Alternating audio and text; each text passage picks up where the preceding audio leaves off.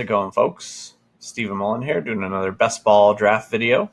As y'all know by now, I am a best ball specific blogger for Big Dogs Fantasy, and waiting for one more person to jump in the room before this draft starts.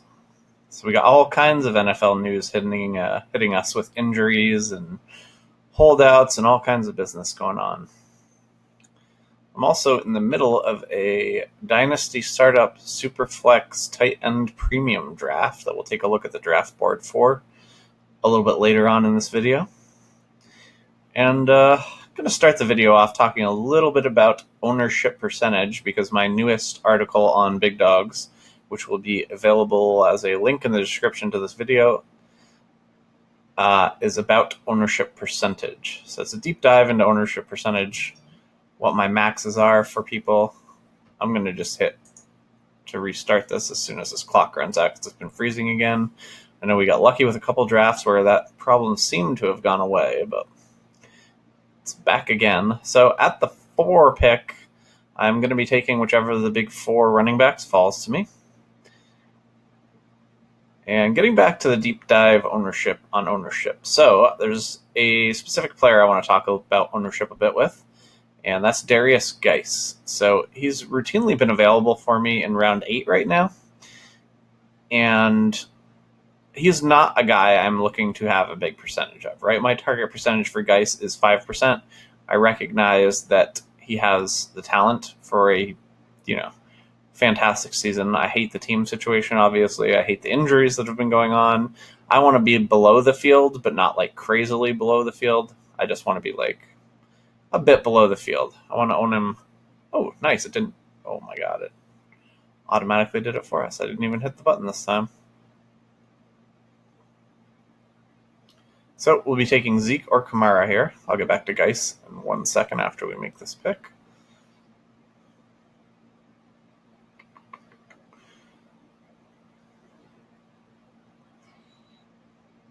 Will we get to make this pick? This looks like this guy's timing out. So as more news breaks too, man, you don't want to be timing out in these. It becomes worse and worse, because there's people that get hurt, and if you're not present at your draft, you're going to get auto-drafted injured dudes that you don't want quite often. So back to Guice. So I really want 5% of Guice for the season, right? I'm currently at 5% on Guice. So a lot of people would say, well, don't you just want to stay there? No, because right now he's available in round 8, right? So I'm going to push my percentage on him up. I'm going to push it while he's in round 8. So I'm closing in on draft 200. I have 32 more drafts to go to hit to 200, and my final is going to be 300. I'm going to stop at 300 drafts. So right now I want to push his ownership percentage up around 8%. That way I can fade him the rest of the time and end up at 5%. And the reason why I want my percentage points right now on him is because he's available in round 8. So he's been cleared for practice, right? Which means we are expecting to see him in the preseason. Obviously, another injury can happen. Anything can happen. But right now, with the information we have, you would expect to see him in a preseason game. The moment you see Derrius Guice in a preseason game, he's not going to be available in round 8 anymore. You're going to be paying round 6 probably for him. And if he has like a fantastic game in the preseason, like he could legitimately end up in round 4 or 5. And I want no part of drafting him there. Even if he's healthy and looking good, I don't want to draft Derrius Guice in round 4. Just because of all those concerns that we talked about on why people are fading him now when you should be buying him right now. So, yeah, you should be buying him because you can get him in round 8. I'm not even willing to push it to 7, but pretty much if he's there in round 8, I'm snatching him up for the time being. Because I want to be able to fade him as the preseason goes on, and I expect that his ADP will jump. And it could jump big. And yeah, like I said, I don't really want to be taking him in round 6, even if he looks like decent. And I definitely don't want to be taking him in round 4 or 5 if he looks awesome. So I want to hammer my percentage points out on him right now. So that's a little bit of the strategy I tried to explain in the ownership article. I also explain like ownership caps and different things like that. Explain a little bit of how you want to hold 8% on any guys that you completely have no clue what's going on with. So like, for example, Tyreek Hill, when his situation was going on, I should have been holding 8%. I allowed myself to be lower than that because I felt confident that the situation would be he would be suspended for a minimum of 4 games. And yeah, that all ended up being wrong. So had I been listening to my own advice, which, I'm new to doing this year, and I'm coming up with these strategies, and I'm really like finding like what works and what doesn't work. I've gotten all this information from the draft app that they sent us over. I've been able to break down a ton of percentages and figure out what won the most and what is the best strategies. And with that information, I'm really starting to come up with optimal plans, especially in roster construction. So definitely the best roster construction is to go with 6 running backs, 7 wide receivers, and then 2 or 3 quarterbacks, and then 2 or 3 tight ends, depending. So you're picking between 3 quarterbacks and 3 tight ends. So Melvin Gordon just went at the 2-6. He is a fade for me unless he is available in round 4 right now. I feel like that situation has gotten so crazy.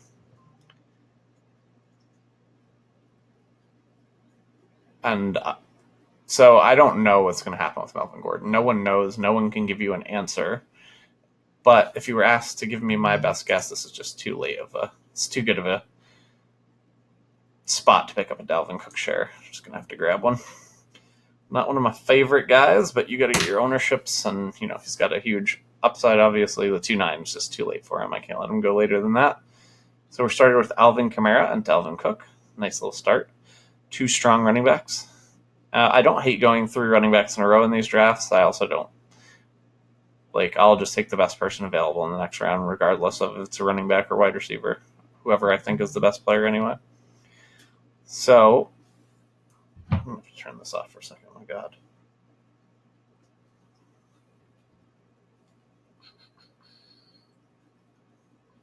So yeah, getting back to the Melvin Gordon thing. For me, right now, he's got to be available in round 4 for me to pick him, which I don't think will happen. So I'm just kind of not going to be taking him at all for the time being. So his situation and Le'Veon Bell's situation are completely different from last year, even though they sound similar and people are explaining them similarly on these fantasy shows. They're not similar in any way, shape, or form. The reason why this is last year Le'Veon Bell was not under contract, so Le'Veon Bell was able to sit out the entire season and get his free agency. And Melvin Gordon is under contract. So if Melvin Gordon does not report week 11, he has to get 6 games in this year for this year to count as an accrued year towards his free agency. So if he does not report week 11, then he will be in the exact same situation next year as he is right now, and there's nothing he can do about it. So he absolutely has to report by week. We're going to take Zach Ertz or Marlon Mack here. So he absolutely has to report by week 11. He has no choice. He would just screw himself over to the nth degree. So you got to keep this in mind when you're drafting your Ecklers and your Justin Jacksons. Obviously, it's more important to you guys that are doing redraft, which I won't be doing much of, although I do have this Dynasty League going on, which isn't redraft either. But all right, we're going to grab Marlon Mack here, and we are going to start RB.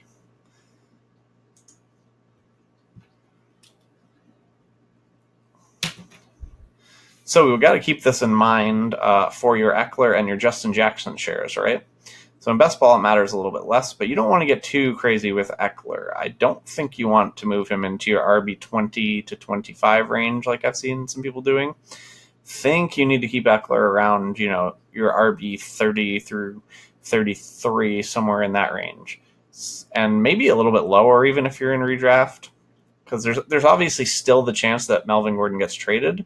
So that would, vault Eckler up, and he would be worth the 20 to 25 range, but we don't know that that's going to happen right now, right?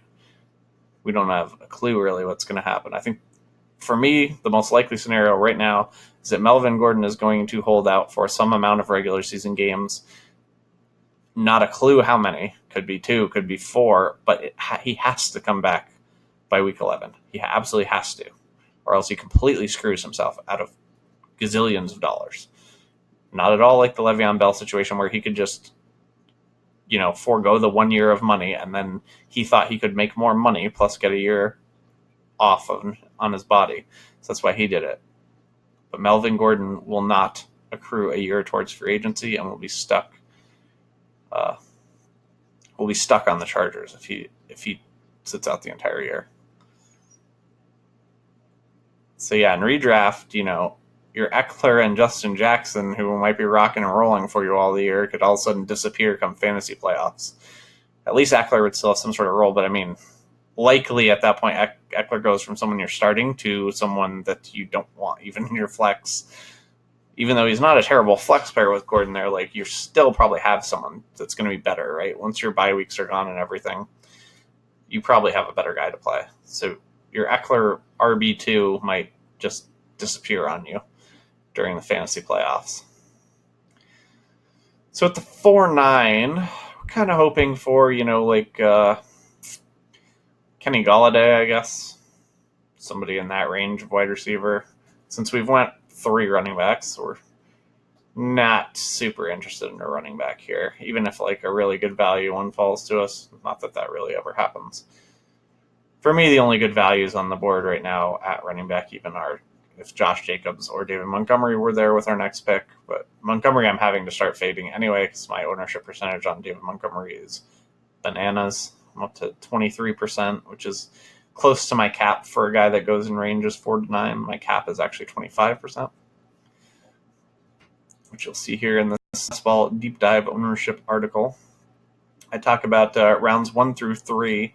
I don't like to have a player much higher than 16%. 17% obviously is fine because that basically gives you 2 shares to the average team's 1. A player is owned on average 8.3% of the time in a 12-team league. So you take 100%, divide that by 12 because there's 12 teams, and you come up with the average ownership of a player, which is 8.3%. So I like 16 or 17% max on players 1 through 3. Rounds 1 through 3, they're harder to make up for if something happens where they get injured. Rounds 4 through 9, I'm comfortable with up to 25%. And rounds 10 through 18, I put it target at 32%. But I mean, if you get up to 36% even, it's not too crazy of a deal. Definitely keeping it under 40%. So it's our pick, and we have lucked out with Brandon Cooks staying on the board. I did not even consider him. Wow, Darius Geis went around 4 of this draft. So that person is higher on him than me. I have been grabbing a decent... I've gotten Geis in 2 of my last 4 drafts in round 8. And if he's there in round 8, I'm taking him. If he's not there in round 8, I'm not taking him. If he goes sooner than that, he will not be on my team. Very happy to get a Brandon Cook share at the 4-9. That was awesome. So at the 5-4, I am most interested in Tyler Lockett and Mike Williams. O.J. Howard would enter the conversation for me because I'm not looking at running back.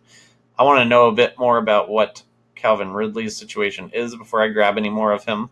If you are low ownership on Calvin Ridley, this might be a decent spot to buy him if he's late round 5, early round 6. I personally own the most Calvin Ridley, tied with Mike Williams. So those 2 guys are tied for my most owned player at wide receiver. So I'm going to be fading Calvin Ridley for a bit. Really just hoping this guy doesn't take Mike Williams. If he does, this kind of sucks for us. Nice. So I would have just dropped that and taken DJ Moore and not really been too happy about it. I like Mike Williams a considerable amount more. More than more. I think they have probably kind of similar upsides, but not really even. Because, Mike Williams always has the chance that, one of Hunter Henry or Keenan Allen gets hurt, and then Mike Williams' upside, his ceiling goes beyond what any ceiling DJ Moore could have. Calvin Ridley went at the 5-7. Cooper Kupp creeping up to the 5-6. I like him a bit more now that he's practicing and everything. Coleman at the 5-8. Wow, Kenyon Drake is just finally people have gotten the news that Kenyon Drake is not starting. Makes me a bit more interested in Kenyon Drake, actually. He's a guy I have pretty low ownership on. I was holding at 5% anyway, so I might be around 4 right now because I haven't taken him in a while. But if he starts going in round 6 or 7, then I am back interested again in him. So for our next round pick, really could pick just about anything. We have 3 running backs, 2 wide receivers. Obviously, if Ingram or Henry are on the board, then we're interested in a tight end. If both are gone, then we're not interested in a tight end. I expect both will be gone. As far as the quarterbacks, we could consider any tier 1 quarterback with the next pick. Watson, Luck, or Rodgers. Likely one of those will be on the board. So that's a consideration when it's our pick. For running backs, I'm not really interested in Tariq Cohen. I am definitely interested in Rashad Penny. And there's a decent amount of wide receivers that I would consider in the next round, including Kirk and Robbie Anderson, and even Allen Robinson to some small degree. So Allen Robinson, I'm not that into, but I also have probably sub 3% on him at the moment. I was holding him at 3%, but then I also haven't drafted him in a while. So as far as these ownership floors are, I'm not too crazed about them. I definitely keep them in mind and try to take guys, when they're below the ownership floor, but I'm also not just doing it to do it. I'm going to do it where I get decent value, right? So if it was between Allen Robinson and Robbie Anderson, then it's not that big of a deal for me to grab an Allen Robinson to get ownership up. But there's somebody I actually really, really like on the board. I'm just not going to do it. Wow, it's too early for Eric Ebron for me. I definitely expected Henry and Ingram to go, but that did not give me even the slightest interest in Ebron. I have Ebron ranked low. I think I have him ranked lower than... What the hell is happening? Austin Hooper. This is craziness. So top guys on the board for us are Robbie Anderson, Allen Robinson, Rashad Penny, all the tier 1 quarterbacks. This is a strange draft having Ebron and Hooper both going round 6. So yeah, I have Ebron and Hooper both below Njoku, both below Vance McDonald, both below Mark Andrews, but I'm also ridiculously high on Mark Andrews. So we have our choice now of a bunch. I don't think that these Rashad Penny late round 6 ownerships are going to be available very long, so even though I'm taking a 4th running back, I'm going to do that. I just feel like that's insanely good value on him that you will not be able to get later. I think people are a little overreacting to the Chris Carson situation.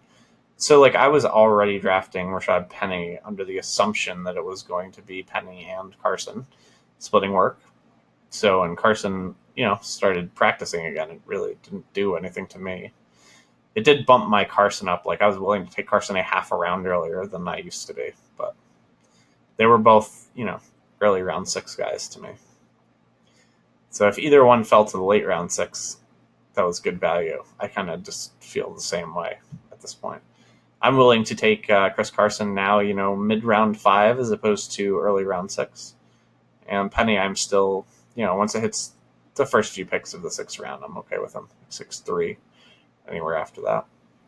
So we have 4 running backs, which is very nice. We only have 2 wide receivers, and we're not going to be taking quarterback for a while now because all the tier 1 guys have gone off the board.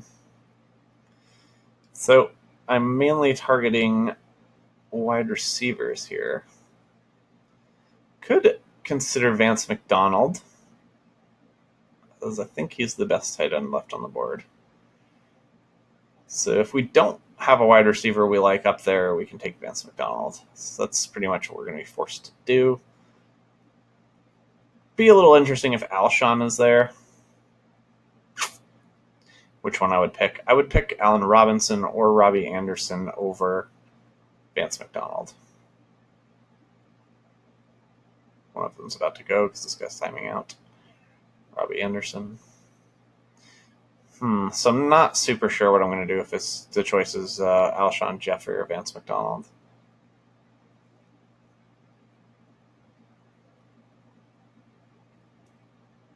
So like I said, this would be a situation if Allen Robinson isn't the next player taken. that he would have fallen to a point where, like, all right, now I feel it's great value and I want that percentage point, so I'm going to take him in a 50-50 spot where I'm choosing between him and someone else. He went, so now it's Alshon Jeffrey or Vance McDonald. I'm just going to go ahead and take Vance McDonald. I think the next wide receivers are very replaceable with Alshon, and for me, Vance McDonald is much better than the rest of the tight ends available.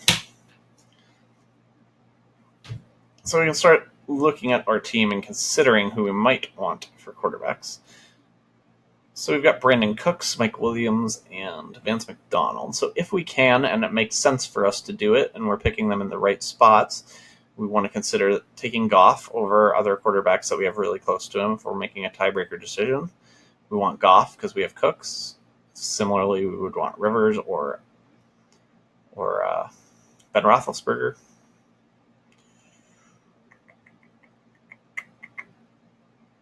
Surprised Eckler has lasted this long. He's been going like super early in these drafts. Like I've seen him go mostly in round 6. So we really don't need to spend another pick on a running back for like a long time. We're even like crazily protected from a Dalvin Cook injury. So I think until like round 14-ish, we won't even be considering a running back. Obviously, if some sort of value smacks us right in the face, that could change things. But I don't think that's likely to happen. Definitely not going to be taking a quarterback with our next pick, because I'd rather wait and try to get Goff than grab one of these quarterbacks that's on the board now. Although I guess like it's still a while to our pick, so that might be a little early to be saying that. Sterling Shepard should fall down the draft board a bit, as should Golden Tate, because of their news. Shepard broke his thumb and is expected to be ready for week 1. So I think if he starts falling in drafts, I will grab him. But I don't necessarily think that will happen. Eckler in round 8. So that's like a perfect spot for Eckler right there. Like you're getting real good value there. I like him right in the Darrell Henderson, Royce Freeman range, and I like him more than I like Ronald Jones. I don't have Ronald Jones quite in that range.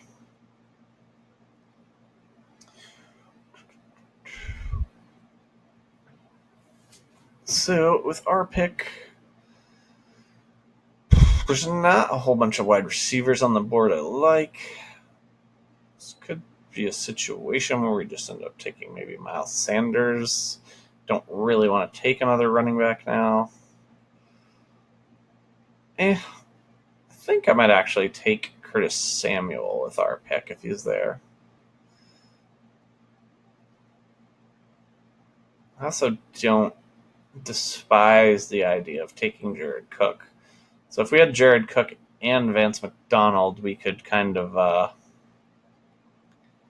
okay, Cook one, that's good. If we had those two, we could then just like shut down the tight end position and not take anyone. But that's not going to happen here. Right now, I'm eyeing Curtis Samuel. If he goes, well, he didn't go, so now I don't have to think about what to do if he doesn't go, which makes me happy.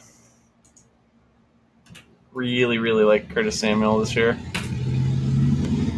He's my third most owned wide receiver behind Ridley and Mike Williams. Kind of funny. So Mike Williams, I had a ton of. I was taking him like late round 5, early round 6 forever. Like I had some crazy ownership percentage on him. People were like, dude, you take Mike Williams every single draft. Well, kind of because I saw what was going to happen. That has happened. And now, some people take him in round 4 now, which I'm absolutely not going to do. I will consider him earlier in round 5 if I don't like the other players on the board early in round 5. So Sterling Shepard starts like falling crazy in your drafts. I think you want to grab him. But I think crazy would be like around 10, 11. Kind of interested in Courtland Sutton here if I think I can get Goff in the next round. I think it's possible. I don't necessarily think it's likely.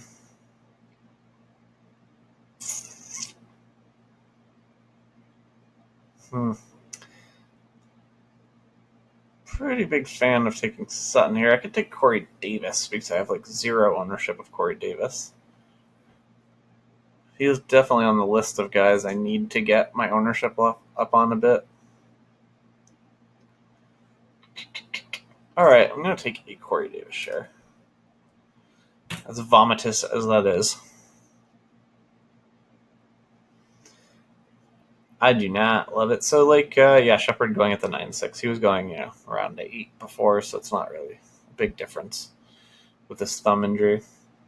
So I think the best pick on the board when I picked was actually Courtland Sutton, but I have a decent amount of Courtland Sutton, and Corey Davis is one of those few guys that I need to get a few more ownership on. So I need dudes on my list right now that I have to start getting more of are Devonta Freeman. I need 3 of him in my next 30 drafts.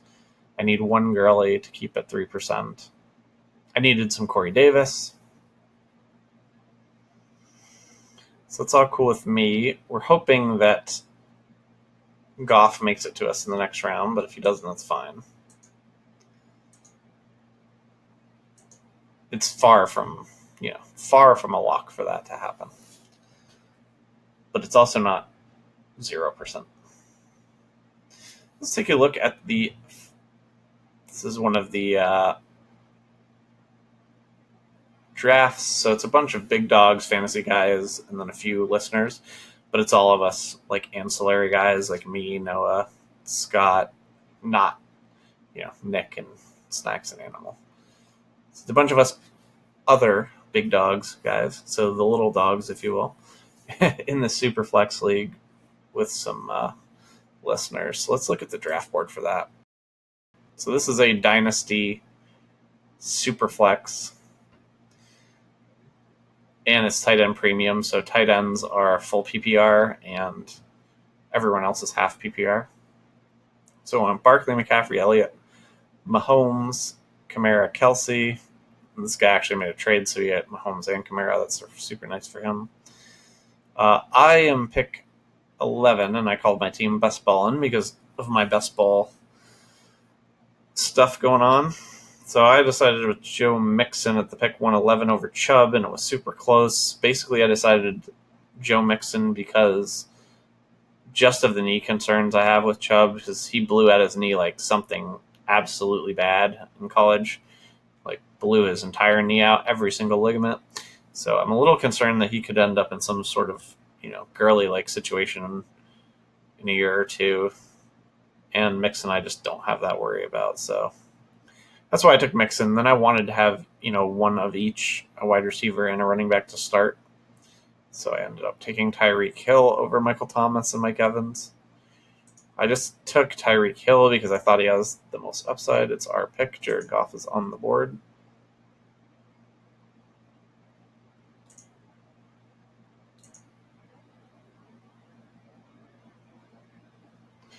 Whew.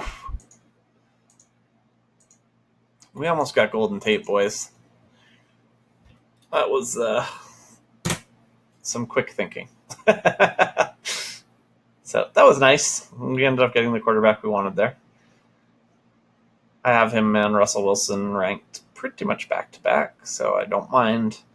That's a spot where I'm willing to take the guy I've got ranked, 1 spot lower just to make the stack. So I have him and Brandon Cooks now. We know that stacking raises your winning percentage by a small amount, but every small amount matters. Kalen Ballage around 10. I would probably not be doing that, even though he appears to be starting. But I do have myself some Kalen Ballage. Actually, I have a lot of Kalen Ballage. So back right after the NFL draft, he became one of those forgotten men where he was just falling in every draft because people wanted to take the rookies. And when that was going on, I was just smashing all of the Kalen Ballage, taking all of them.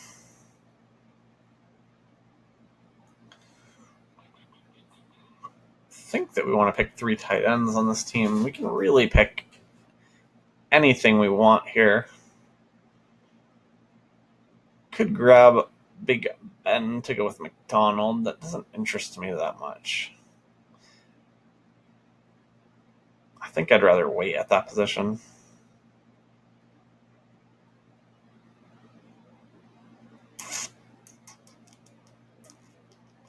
So I think I'm going to decide between James Washington and Trey Burton. James Washington's on that list of people I'm looking to get a little bit more of, so let's go ahead and grab him.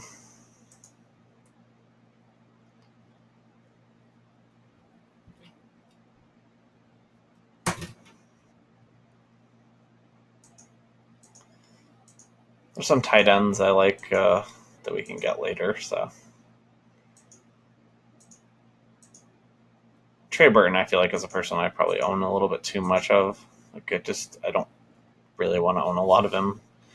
It seems like he gets banged up a lot. And his ceiling is like me. I don't hate him where he goes in drafts. It seems like he goes about right, but. So if Big Ben is still on the board when we pick, we could consider him again. Trubisky. Trubisky is like a hard guy for me to rank. I can't decide if I want him to be like my last tier 2 quarterback or my first tier 3 quarterback. Anthony Miller off the board fairly early, but I actually like Anthony Miller a lot, so I don't think that person's crazy.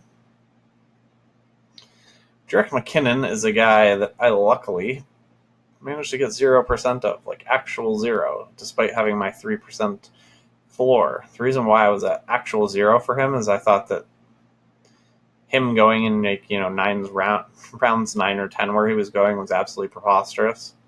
So I was just like, okay, I'm fine. Like, I'm not going to mitigate risk on this one because I just thought that was so insane that he was still in those rounds. To me, he was the type of guy that was like just a pass catching back. I didn't think that his role could be much bigger than that in San Francisco. Not with Tevin Coleman and Breida. So I treated him, like a Theo Riddick or Chris Thompson type in my rankings. And when I did that, that meant that you don't get any of them. So that's how that happened. Kind of be interested in Philip Rivers with my next pick if he's there. Big Ben off the board. That would give us a Rivers Mike Williams stack, which I would like. If Rivers goes, it's no big deal to us. But I would pick him with my next pick if he's on the board. Then I'd look to shore up my tight ends, and we already have plenty of running backs and wide receivers, so I kind of would like to pick them a little later. Being as comfortable with the depth as I am. If Rivers goes, then I'm going to have some interest in Burton or Kyle Rudolph. Yeah, there goes Rivers. With the info that Derrick Henry is in a walking boot, I wouldn't hate picking up some extra Dion Lewis shares because, this could end up being quite nice if anything were to be to keep Derrick Henry out for any amount of time, or if it's one of those injuries where like you re-injure it pretty easily.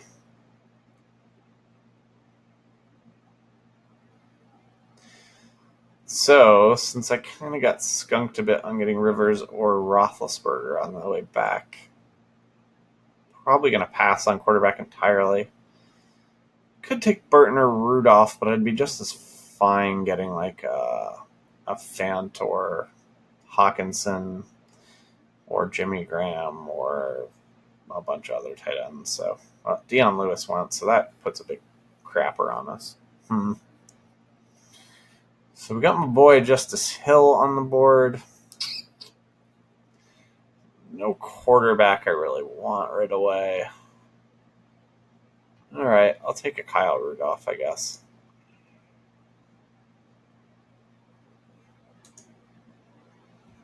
I think Justice Hill's probably the best pick there, but I'm like getting close to 40% Justice Hill, so.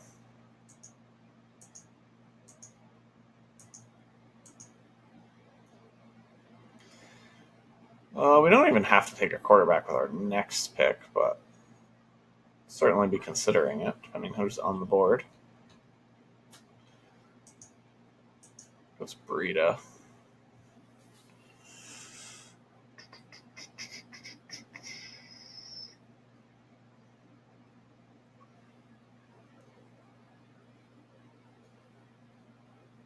I like the upside of Garoppolo. Don't like the fact that he seems to get hurt a lot.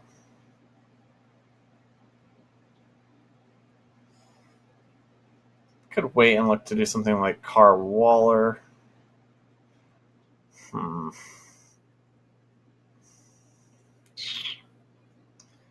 Boy, I just think that the rest of the running backs we just got to take Justice Hill here. This is just too good a value. Too good. Got to do it. I think he was the best person on the board the last time we picked when we took Rudolph. So.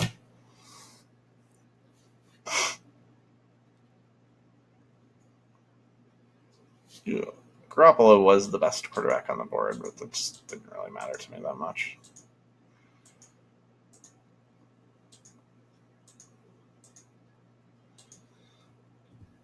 So probably be targeting a quarterback with our next pick, but if a run goes, there could be none that we really like left, so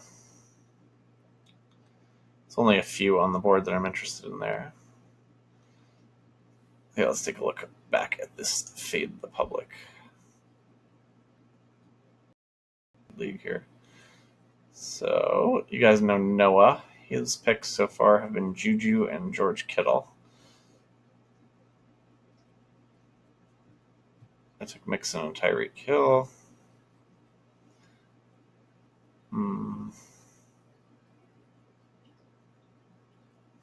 Scott traded like all of his picks for like later picks, so his like first pick is coming at the 3-8, and he has tons of picks in around 4, 5, 6, 7.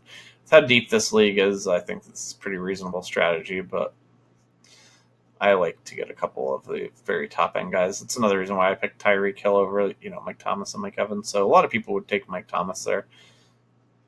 I think that it's definitely wrong to take Mike Thomas over him there, over Tyreek Hill, because one, Drew Brees is old as shit. Pat Mahomes is going to be the best quarterback in the league for a while. So you get that combo for a longer time, right? Two, Tyreek Hill has already shown us for 100% sure, not maybe, but we know for sure that he has wide receiver 1 upside because he's already been wide receiver 1 once. Now, there's all the other stuff, the off-the-field stuff. Yep, that is definitely a consideration and a worry. But there's just nothing, I can't predict the future, so I don't know what's going to happen with him. So I just want to take the guy that has the best chance of being the actual wide receiver 1 during a season. He's young. He has a young quarterback. And that's the reasons why I took him over Mike Thomas, who I think Mike Thomas, will probably be a top 5 type wide receiver for a bunch of years, but I don't think he'll ever be wide receiver number 1. And when he loses Drew Brees, there could be a slide back further. So, in my opinion, Michael Thomas, I'm a Saints fan, wearing my Drew Brees jersey right now, but in my opinion, Michael Thomas is a bit overrated when it comes to Dynasty. We're going to take Matt Stafford here. Be very happy. He's the last quarterback of a tier for us. And he's also a guy I'm very comfortable having just Goff and him as my 2 quarterbacks. So if we want, we can go 3 tight ends, which I'm a little bit... This is like one where it could go either way. You've seen a lot of these. I feel like a lot of these I'm ending up going 3 tight ends, which kind of sucks, but whatever. It is what it is. But the reason why I'd rather go 3 tight ends is just Vance McDonald's concussion history. I feel like is, the worst thing. Like, you got to nitpick between these guys, these 4 guys, right? So it's like, feel like Goff's safe, feel like Matthew Stafford's pretty safe, feel like Rudolph's pretty safe, and I feel like Vance McDonald has had way too many concussions. So if I'm choosing a 3rd tight end or a 3rd quarterback, I would rather have a 3rd tight end.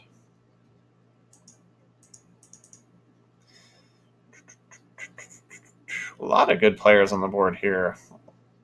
very interested in Parker Stills and Noah Fant. Could attempt to get Waller around later. But if we miss out on that, things could go kind of sideways. Really think that Fitzpatrick is going to win the starting job in Miami and at least be the starter to start the season. So we're going to go Kenny Stills here. I actually have a Kenny Stills versus Sammy Watkins bet. I have the Still side, which I know is bad, but there's no injury protection on the bet, which is good for me. So I was really hoping that Ryan Fitzpatrick started to look like he was going to win the job, and that has happened. So at tight end, we still have some interest in Fant, Eifert, not really, Gesicki. I could go for a very last round Jeff Swaim, who I'm looking to grab a couple points on. Starting to hear that Will Dissly may not be the starter for the Seahawks, even if healthy. I don't really believe that, but it has me worried enough. As you've seen in these videos, I'm very high on Will Dissly, and I have a high ownership percentage, so it does have me worried enough to not take him for the next bit. Definitely going to fade Will Dissly for a while. Still like him. Don't really believe the reports, but I believe he'll be the starter if healthy. But, you have to factor in that you're going to be wrong sometimes.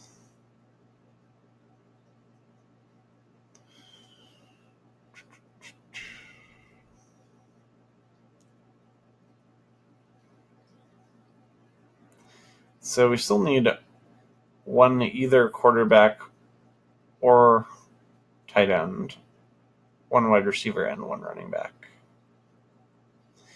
And running back, since we have such a strong group, I'm going to probably leave for the last round and just go with one of our deep sleepers we're looking to grab 1 or 2% of, like a Quadri Allison, a Benny Snell, a Dexter Williams.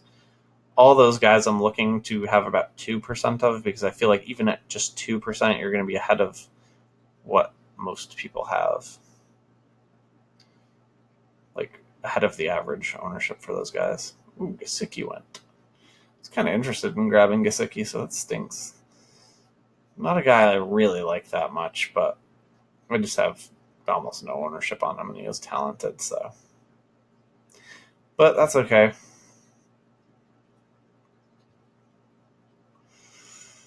So if Eifert goes, then we're not going to be drafting a tight end.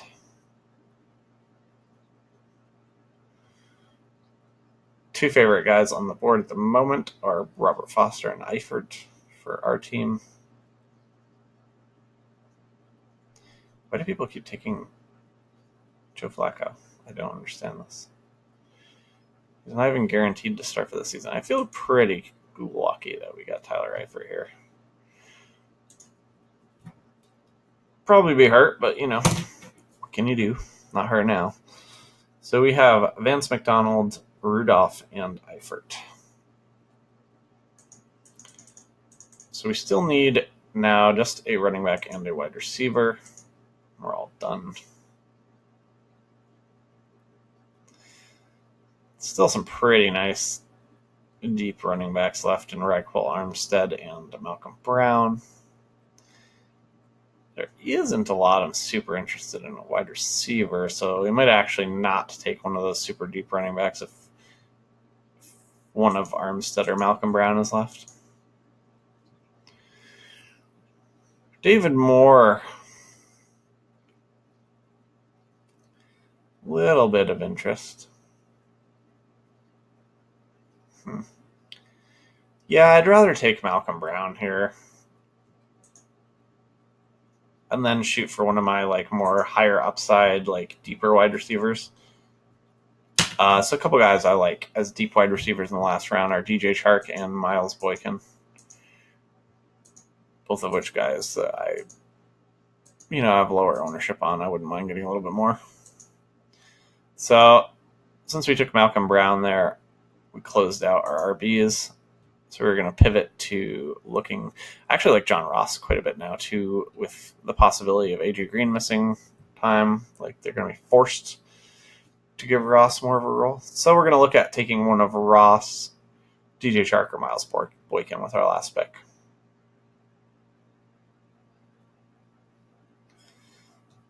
Let's see if we have any crazy roster constructions going on. We have a guy with one tight end. I don't like 8 wide receivers. I think we've been over that a bunch of times. So there's a huge percentage gap in win percentage between having exactly this lineup, 6 running backs inside 7 wide receivers, perform way better than any other roster construction last year. Like considerably better. Enough that I would say it's wrong to not pick 6 running backs and 7 wide receivers.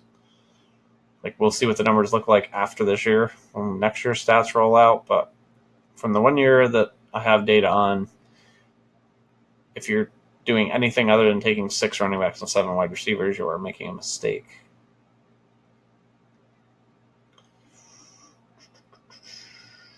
So this guy could still have a team with what I believe is the correct roster construction. I'm just interested to see how many people have possibility to have the correct roster construction, in my opinion, and what the percentage numbers say. So these two still can if they pick, a quarterback or a tight end in the last round. This guy cannot, because he's 8 wide receivers. This guy can still have it. Can't because he has 8 wide receivers. Actually, only has 1 tight end. This guy only has 5 wide receivers. That's kind of brutal. This guy has the perfect roster construction. This one's the old 3-6-6-3. That was what used to be thought of as the best roster construction. So due to this AJ Green news coming out today, we're going to grab a Ross over a Boykin or a DJ Chark.